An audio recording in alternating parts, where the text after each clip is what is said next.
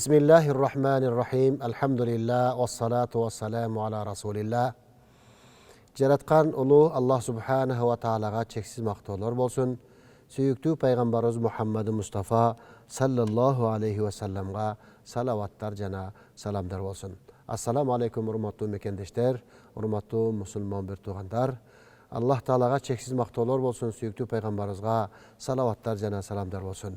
Bugünkü biz berübüzde ata-enege toң moyunduk kılуу, oşonday ele jakın tuğandarga tuğançılıkты üzүү jaman ekendigi tuuralуу dinimizdegi aytılgan akıl nasihatlarga toktolup ketmekçibiz. Negi izi İslam dininde tuğançılıkты ulap turuuga buyurgan. Tuğançılık degende bul eң birinci ata menen balanın mamilesi. Oşonday ele kızdardın enesine bolgon mamilesi, жалп эле балдардын ата энесине болгон мамилеси биринчи кезекте каралат. Андан кийин бир туугандардын бири-бирине болгон мамилелери, андан кийин ата туугандарга, эне туугандарга, ошол туугандар менен болгон мамиледе так болууга, сый болууга үндөп келген. Тилекке каршы акыркы мезгилдерде балдардын ата энелерге тоң моюндук кылышы, бир туугандардын бир туугандарга жат болушу, арзыбаган кичинекей дүниөнүн айынан бири-бирине мындай салам салбай араздашып жүргөндөр көп эле кездешет. Тилекке каршы бул динибизде дагы, салтыбызда дагы жаман көрүлгөн адаттардан болуп эсептелет. Дүнүйө колдун кери деп айтылат. Дүнүйө кимдерден калбаган. Ошон үчүн кичинекей дүнүйөнү деп адам көңүлүн калтырбаганга биз аракет кылышыбыз керек. Бир туугандар араздашып, ошол кичинекей дүнүйөнүн айынан көңүл калтырышат. Ошол кичинекей дүнүйөнүн бир жыргалчылыгы же дүнүйөнүн бир буюму деп отуруп, ата энелерге тоң моюндук кылып, ата энелердин көңүлүн калтырат. Бул дүнүйө табылышы мүмкүн, бирок көңүлдөр эч качан табылбайт. Ошондуктан ар бир бала ата эненин көңүлүн тапканга, анын тирүүсүндө, анын баардыгында ага жакшы сөздөрдү арнап, ата энеге жакшы белектерди алып берип, жакшы тамактарды жетирип дегендей, мына өзгөчө мамиле кылууга ислам дини үндөп келет. Ал эми тахримул укук деп айтат. Бул баланын өз атасына же энесине тоң моюндук кылып, ошол тоң моюндуктун артынан ата энеси баласыны ак кылышы бул харам, тыюу салынган иш болуп эсептелет. Ак кылуу не дегени бул? Атасы же энеси баласына тескери батасын берет. Же болбосом мен сени ак кылдым дейт. Мунун мааниси сендей менин уулум жок, же сендей менин кызым жок. Же башкача сөздөр менен айтканда, мен сени уулдугунан кечтим, мен сени кыздыгымдан кечтим. Кызым эмессиң, уулум эмессиң, же мени ата дебегин, же мени эне дебегин деген орой сөздөр. Бул адам баласы үчүн бул дүйнөдөгү эң апаттуу, эң каардуу, эң бир аянычтуу сөздөр. Кудай сактасын мындай сөздү уккандан, мындай сөздү уккан кулактан Кудай сактасын. Мындайга жеткизбесин Кудай Таала. Ошондуктан ата энеге ак болбойлук, ата энеге дайым итааттуу болуш керек. Шариятыбызда айтат: "Ла таата лима асиятил халик".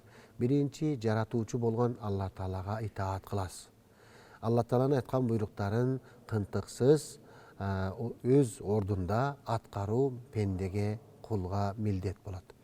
Дал ошондой эле экинчи орунда бул ата менен эненин айткан буйрук болот. Алардын буйругун аткарбай коюшлук, ата энеге уф дешлик бул күнөөгө жатат. Ал эми андан кийин барып ата эненин балдарды ак кылып коюшу бул чоң күнөө болот. Алла Таала кереметтүү Кур'ан-ы Керимдин аяттарында мындай деп кайрылган: "Фахал асайтум ин таваллайтум ан туфсиду фил арди ва туқатти'у архамакум улаикаллазина ла'анахумуллах фа асаммахум ва а'ма абсарахум". Садакаллахул азим. Бул аятта эмне силер күнөөкөр болосуңарбы? Жер бетинде жана туугандарыңарга өзүңөр мындай тууганчылыкты үзүп саласыңарбы? Мындай кылгандарыңар туура эмес. Ким мындай кылган болсо, Алла Таалага каргышын окуган. Анан кийин асоммаху амахум. Аларды көздөрүн көрбөс, кулактарын укпас, мынандай дүлүй кылып койгон инсандардыр деп айтылат. Андан кийинки аяттарда болсо Аллах субханаху ва таала айтат: والذين ينقضون عهد الله من بعد ميثاقه ويقطعون ما أمر الله به أن يوصل ويفسدون في الأرض أولئك لهم لعنة ولهم سوء الدار. Sadakallahu azim. Muna ушул дал аяттын өзүндө бир туугандарга мамилени үзбөө тууралуу, аларга жакшына мамиле кылуу тууралуу өкүм бар. Жана аны аткарбай койгон учурда Аллах Тааланын астында күнөөкөрчүлүк бар экендиги айтылат. Аллах Таала менен уадалашкан уадасын бузган кимселер, анан кийин Аллах Тааланы буйрган өкүмдөрдү кескен, бузган кимселер. Булардын бардыгы жер бетинде бузукулар деп аталат. Улайка мындай инсандарга Аллах Таала каргыш окуган. Жана алар сууддар, эң жаман жайга барып отурат. Мындай айтканда акыретте ал барып жайгаша турган жери жаман жер деп атады. Ал эми ата энеге жакшына мамиле кылуу, алардан өкүмдөрүнөн баш тартпоо боюнча Аллах Таала Кур'ан-ы Каримде аятында وَقَضَى رَبُّكَ أَلَّا تَعْبُدُوا إِلَّا إِيَّاهُ وَبِالْوَالِدَيْنِ إِحْسَانًا صَدَقَ اللَّهُ الْعَظِيمُ. Манisi senin Кудайың Аллахың сага буйурду. Аллах Таалага гана ибадат кылып сыйынгын, жалынгын, жарбаргын. Ата энеңе жакшы мамиле кылгын. Алардын бирөөсү карыган болсо, же экөөсү тең карыган болсо, ал мезгилде сен ата энеңе уф деп айтпагын. Ата энеңди какпагын, жийиркибегин. Аларга жалаң гана жакшы ширин сөздөрдү сүйлөгүн. Аларга ырайымдуу канатыңды жайгын. Анан айткын: Раббым, ата энем менин бөбөк кезимде мага ырайым кылгандай, мага дагы ырайым кылгын деп айткын деп Кудай Таала Кур'ан-ы Каримде буйрат. Ал эми пайгамбарыбыз саллаллаху алейхи вассаламдын хадистеринде келет. Бул акбарул кабаир. Күнөөлөр дагы бир канчага бөлүнөт. Кичине күнөөлөр, чоң күнөөлөр, анан чоң күнөөлөрдүн ичинде дагы эң чоң күнөөлөр деп 3 баскычка бөлүнөт. Ошол эң чоң күнөөлөрдүн арасындагы эң чоң күнөө катарында үчөөсүн атаган. Ошол пайгамбарыбыз саллаллаху алейхи вассалам айтты: биринчиси Кудайга шек келтирүү. Экинчиси ата эненин балдарыны ак кылуусу, кечүүсү. Вакана муттакиан фаджаласа. Пайгамбар саллаллаху алейхи вассалам бул сөздөрдү айтып жатканда чалкалап сөйнө отурган болчу. Анан турду дагы ва ала ва каулу зури ва шахадату зур. Тура калды дагы отуруп туруп айтты. Андан кийинки кечирилбес чоң күнөөлөрдүн бири бул жалган күбөлүк. Кимдир бирөөгө жалгандан жала жаап күбөлүк берүүлүк деп атады. Мына көрдүңүздөрбү? Демек бул жерде кабира күнөөлөр эң чоң күнөөлөрдүн катарына кирет. Ошондуктан бул кыска бир жашоодо адамдар бири-бирибиздин көңүлүбүздү калтырбай, көңүлүбүздү оорутпастан бири-бирибизге жакшы сөздөр менен мамиле кылайлык. Эми араздашып калса эмне болот? Бир момун экинчи момун менен араздашып, капалашып калышкан болсо, бул 3 күндөн ашпашы керек. Момун 3 күндөн ашык башка бир чоочун, бир мусулман, бир тууганынабы, же өзүнүн кандаш бир тууганынабы араздашып 3 күндөн артык салам салбай жүрсө, анын кылган ибадаттары башынан бир карыштагы өйдө көтөрүлбөйт деген. Бул не дегендиги? Ибадат кыла бересиң, көптөгөн соопторду топтодум деп аракет кыла бересиң, бирок кылган ибадатыңдан эч кандай сооп жок, кур каласың деген сөз. Ошондуктан ачууну кетирип, биринчилерден болуп араздашып калган, көңүлүн оорутуп койгон адамга кол чозуп, кечирим сурап, сөз салып, салам салышы керек. Мына ошол мусулман эң бир күчтүү мусулман деп атады. Башка бир хадистин мазмунунда ачуусун жутуп, сабыр кылган инсан бул бейиштин так ортосунан үй алыптыр дейт пайгамбарыбыз. Мына көрдүңүздөрбү? Демек бул араздашып калып, өмүр бою баягындай катташты үзүп койгондук бул болбойт. өзгөчө бир туугандардын арасында. Ошондуктан ким бул сөздөрдү уккан болсо, пайгамбарыбыздын дин насаатын уккан болсо, биринчилерден болуп кечиримге кол сунуш керек. Дүйнөдө адам көп нерселерди табышы мүмкүн. Бирок ал бир тууганды таппайт. Бир тууган бир эле жаралат. Эне менен ата бир эле жаралат. Мына ошондуктан эне атанын көңүлүн оорутпастан аларга жакшына мамиле кылыш керек. Алар менен мамилени үзбөш керек. Көпчүлүк балдар өз ата энелерине мамилени үзүп коюшат. Андан кийин ал дүйнөдөн көзү өтүп кеткенден кийин сагынып, ата эненин кадырына, баркына жеткен мезгилде бармагын тиштеп абдан өкүнүп калат. Ал мезгилде чындыгында кеч болуп калат. Мына ошондуктан убакытты өткөзбөстөн, кеч кылбастан эмне кылыш керек? Ата энеге мындай ширин сөздөрдү арнап калыш керек. Алыста болсо, жакында болсо, күнүгө бир маал ата энеден кабар алып туруш керек. Эгер алыста болсо, күндүгө бир маал ата энеге телефон чалып, ал абалын сурап туруш керек.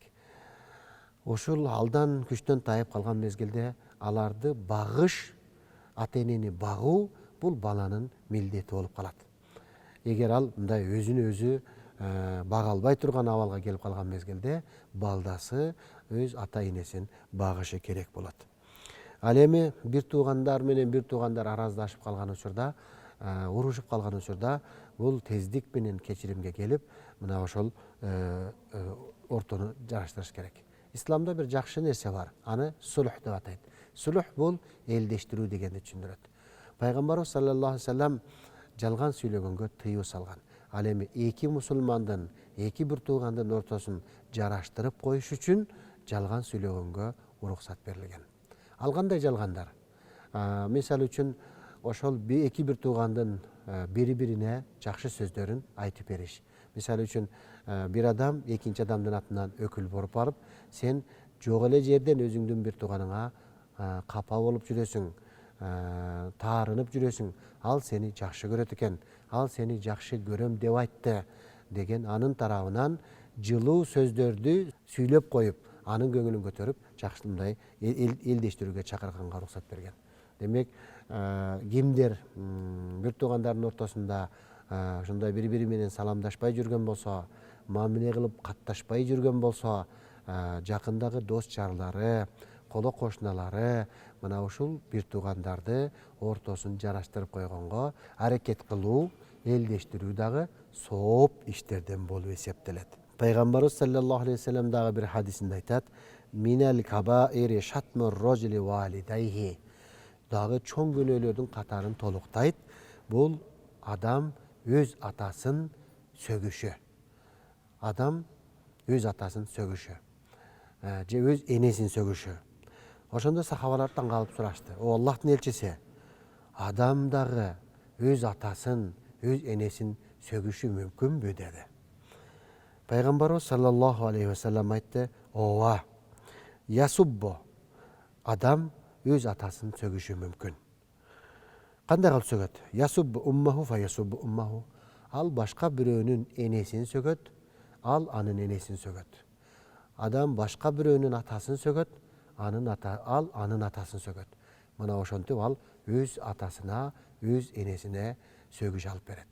Мунун эки сүрөтү пайда болду. Биринчиси, азыркы күндө адептин, ахлактын ушунчалык төмөндөп кеткендигинен кээ бир балдар, кээ бир кыздар өз энесин, өз атасын кадимкидей жаман сөздөр менен сөккөндөрү бар. Бул жеткен адамгерчиликсиздик. Ал дүние касасын деп коет. Дүние кайтаар дүние дейт. Эгер ким ата энесин ушинтип кордогон болсо, ал өлбөй туруп бул дүйнөдө ушул касасты, ушул жоопту алып кетет. Демек, бул өз балдарынан ушундай жоопту угат дегенди түшүндүрөт. Экинчиси, башка бирөөнүн атасын сөкпөгүн, башка бирөөнүн энесин сөкпөгүн, энеңди же атаңды деп сөкпөгүн. Анткени сен бирөөнү ошентип сөккөн учурда сен өз атаңды жана өз энеңди сөккөн менен барабар болосуң. Себеби ал дагы жөн койбойт. Сен бирөөнү сөккөндөн кийин ал сөз ээсин табыш керек. Ал ээсин таппаса асманга чыгып, жерге түшүп, кайтып келип өзүңдүн ата энеңе тиет дейт башка бир хадистин мазмунунда. Ошондуктан бирөөнүн атасын, энесин сөгүүлдөн дагы сактаныш керек. Ошол эле кабира күнөөлөрдүн, чоң күнөөлөрдүн катарын толуктоочулар катарында кийимдесе, бул ал-ишраки билла, Аллага шек келтирүүчүлүк, ата энеге ак болуучулук, катлун нафс, Аллах Таала берген жанды өлтүрүү, башка бир адамды нахак жанын кыюу. Бул исламда чоң күнөө болуп эсептелет жана тыюу салынган нерсе. Андан кийинкиси ал-яминул гамус. Бул жалган касам ичүү. Жөн эле Аллага касам ичип, асманга касам ичип, же кайсы бир нерселерге жалгандан касам ичип жанын жегендер көбөйдү. Бул күнөө, бул чоң күнөөгө жатат. Өлүп кетпейин, нан уруп кетсин, Куран уруп кетсин, баламдын убалы урсун деген ошондой бир сөздөр пайда болду. Урматтуу бир тууган, бул дагы чоң күнөөгө кирет. Касам ичүүдөн, жалган касам ичип актануудан тыйылыш керек. Касам ичүүнүн мезгили келет. Бул адам ак жеринен караланып, кылбаган ишти кылды деп жан куткарууга, мындай жан жоопкерчиликке тартылып аткан мезгилде бул касам ичилет. Же болбосо доочу доо койгон мезгилде казынын астында же соттун астында өзүнүн актыгын далилдеш үчүн касам ичет. Касам ичип өзүнүн актыгын далилдейт. Анын орду башка. Бирок жөн эле жерден болор болбос бир дүниөнүн аз пулу үчүн, аз каражаты үчүн акыретиңди жебегин, жаныңды жебегин, жөн нерселерге касам ичпегин. Бул чоң күнөө.